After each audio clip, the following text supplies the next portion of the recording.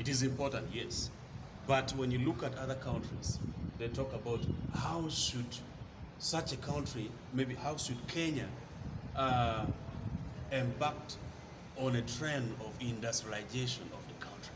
Those are the kind of questions that should be put in our syllabus. So our syllabus need to be revised. That is why I'm organizing, first of all, to answer your question, I'm organizing a motion before Parliament to create a Education Recovery Committee.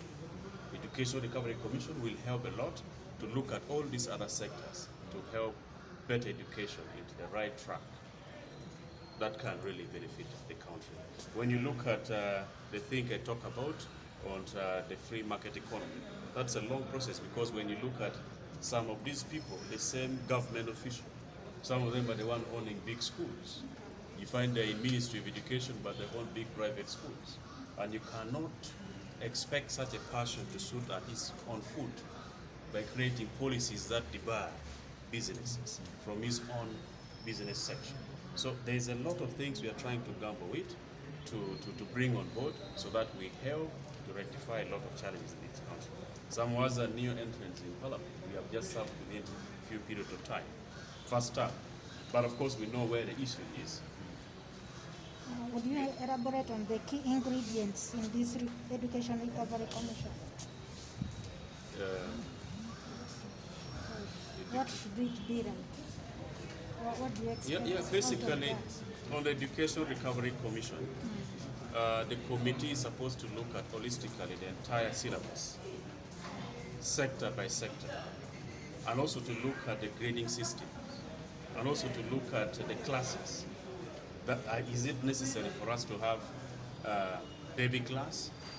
Then you talk of baby class, there's middle class, there's top class, then you go to P1. Is it necessary? Or we can zero it too with good preparatory upbringing of a toddler, of a little child at school. We can look at that.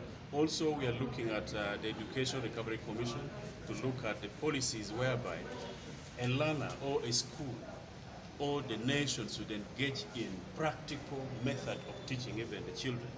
For example, if we bring on board among the subjects of history, chemistry, the biology, we also bring practical method whereby among all these other subjects, a child also engages in one or two practical activities like carpentry and joinery, like mechanic, so that when a child fails to accomplish his education dream, will not really wander around.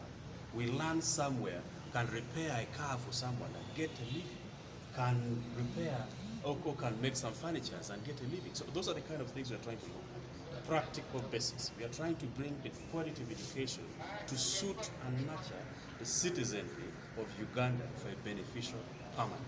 That's what we're looking at. Thank you so much.